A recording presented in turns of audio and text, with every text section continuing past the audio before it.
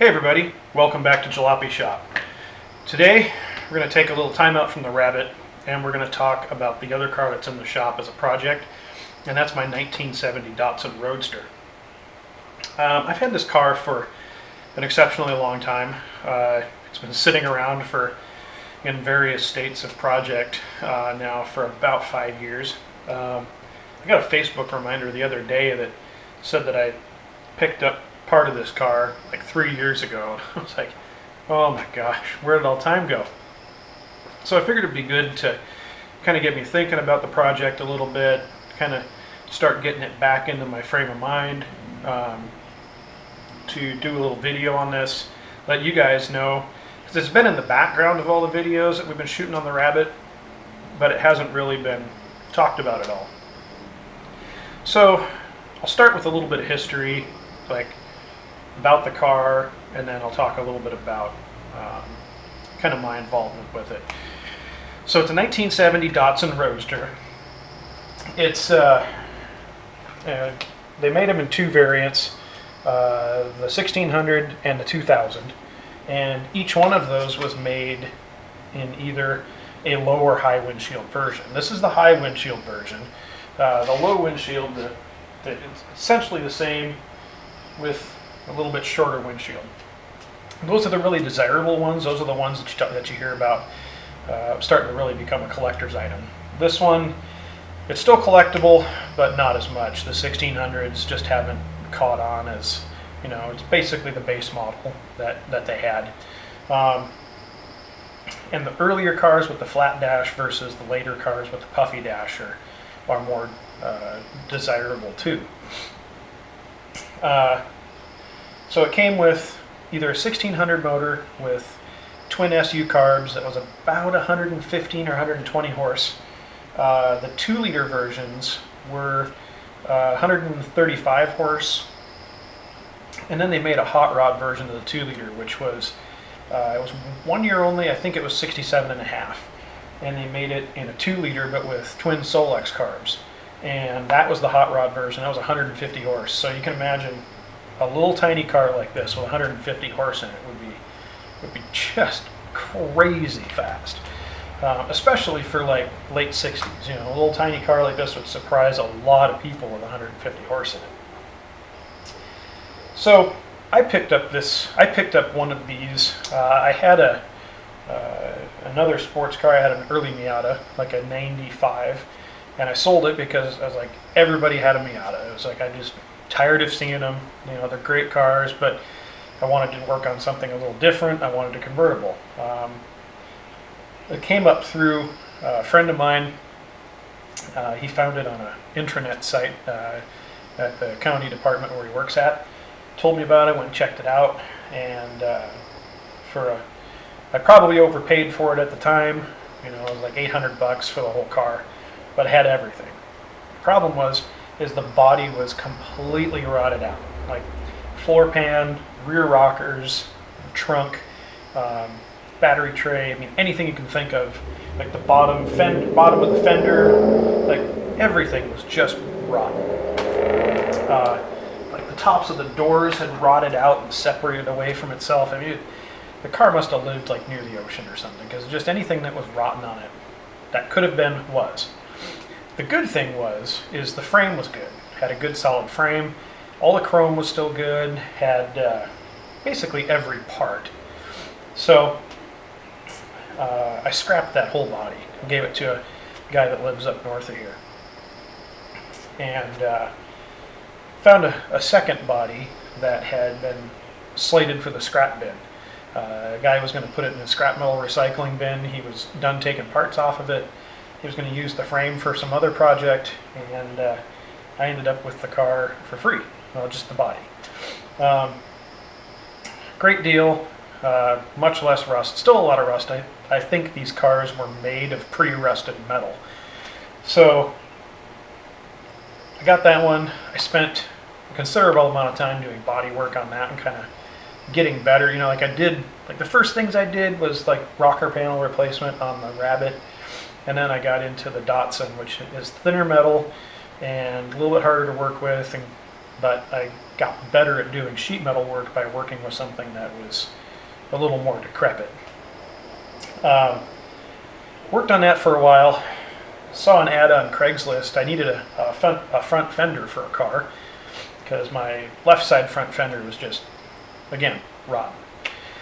So went over and checked it out. It was really close to me. It was like, at the time, it was like 15 minutes from where I was working on cars at my shop. And the guy had it sitting in a carport. It had been outside for who knows how long. Like, all the interior stuff was just destroyed.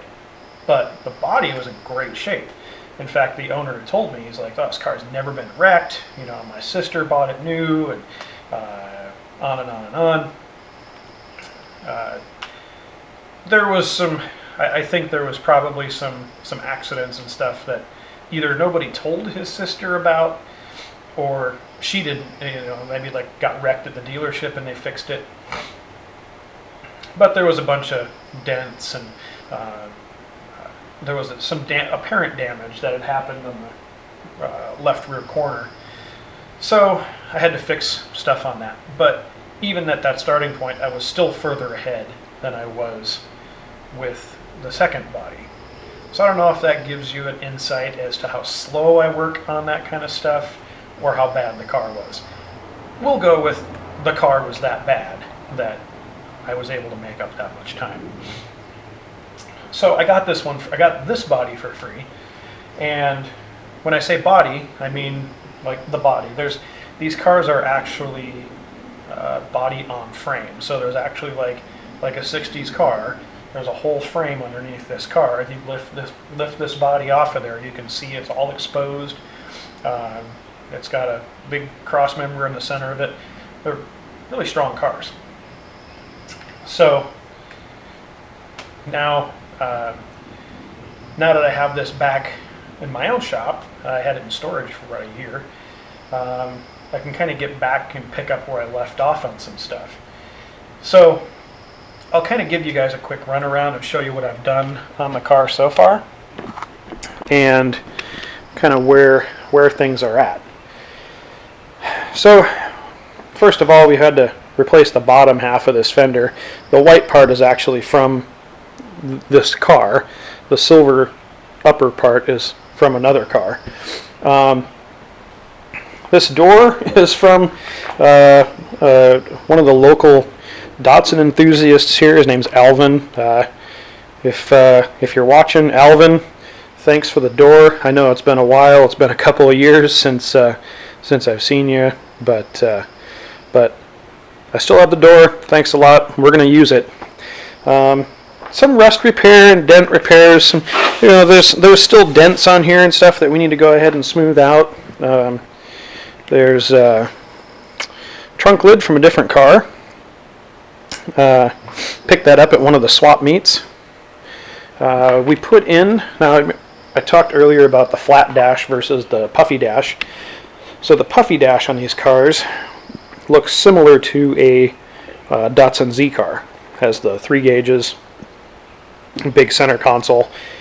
I changed over to the flat dash in here. So this is actually the cluster holder and everything. It sits in the car. It bolts up to this stuff here. Significant amount of work because this has to be welded in, and of course this piece of metal was really rusty and rotten. So did that. I'm going to give you guys a little shot of the front of the car here. So this is what the car, the third body, this one was actually the fender that I went to look at on Craigslist when I ended up getting the whole car. So the whole back of the car looked like that, kind of patinaed, which is cool. Part of me wishes I would have kept that. Down here we have a Mazda GSL SE rear differential axle setup, which has limited slip and rear discs, so we're going to modify that to go in here. This is the door from the second car. The third door had a big giant dent in the center of it. So again, no accidents.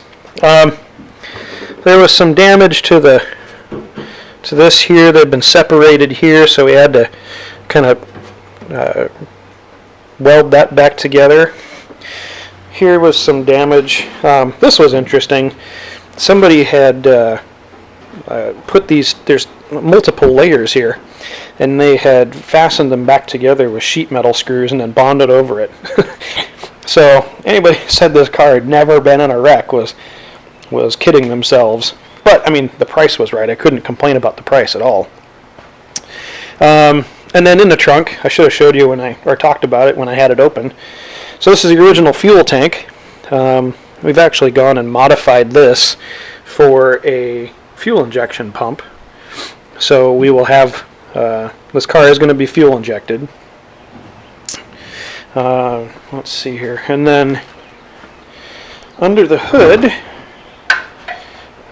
you guys have enough light here? Oh yeah, quite a bit of light. So this is a 2007 Ford Focus engine with a 2007 Mazda Miata transmission. So the Focus engine and the Miata engine are practically the same motor, just turned 90 degrees and then a bunch of different stuff bolted to it. So I went with this motor mostly because it is light, it is inexpensive, and easy to get parts for. A lot of guys do the SR20s. They're a great motor for these chassis. It's still a Nissan family motor. I just want to do something a little bit different, like I was talking about earlier. So this engine in this chassis with the aluminum radiator should save about 100 to 150 pounds in the front of this car. And that's huge in a tiny little car like this. So that will make it we're going to end up with about 150 horse, which is the same power as the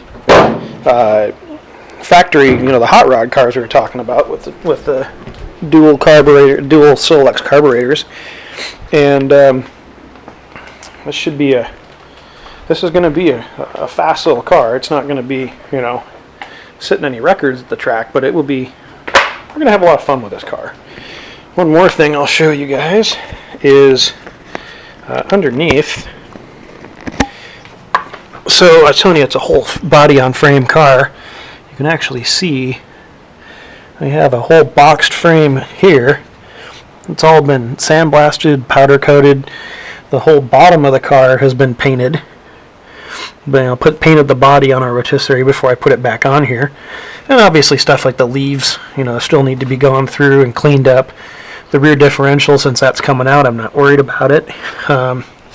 See if you can see the transmission is sitting in there in the tunnel. We've got, everything underneath is, all the stuff that bolts on still needs to be worked on, but everything else is clean and ready to go. So I know it doesn't look like much when we look at this. So it doesn't look like much right now, but I've put a lot of work into this car. And not only this car, but the ones that came before it. So it's going to be, it's not going to be our priority, but it is something we're starting to think about. What are the things that I want to do to this car overall? Mega Squirt, I already have some Mega Squirt for it. So I'm going to have Mega Squirt engine management. I still need to make an intake manifold.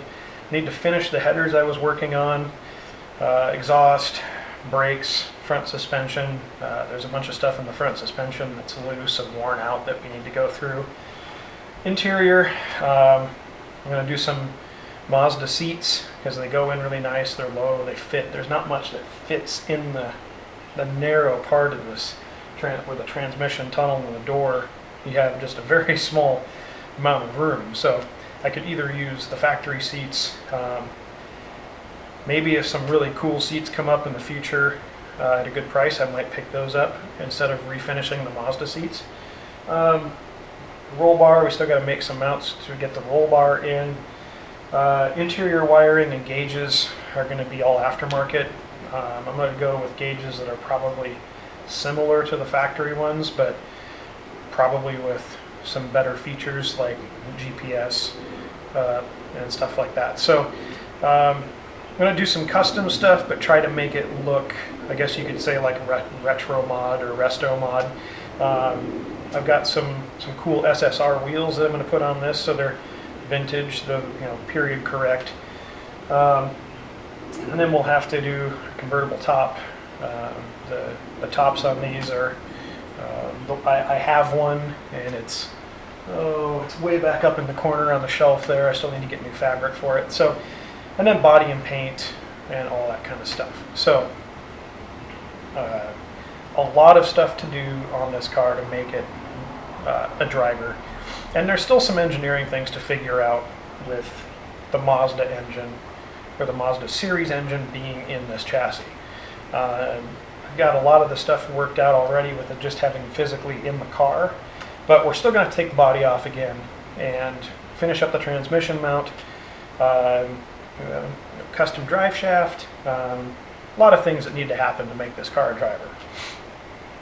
So that's why we're doing the Rabbit first. The Rabbit will go together quicker. There's a lot of already proven things that we can do to the Rabbit to make, aside, we've already got the seats done, but like drivetrain wise, there's no reinventing the wheel. It's already a proven formula. There's parts that exist already to make it, run, drive, go down the road, start, stop, all the things that it needs to do to be safe. This car needs a lot more. So that's the reasoning behind. It was like, well, dude, you have a cool Datsun and you have a Rabbit. And he was like, why don't you work on the Datsun first? Well, that's why. This is going to require more money and more planning. And I would rather get one project done. I can tinker with this. I've got a few things I'm going to do. I'm going to do some different door handles here. And there's things that we can do to tinker with it. I'm, painting, I shouldn't say painting, getting parts powder coated, a lot of stuff that we can do. So I will be working on this a little bit here and there.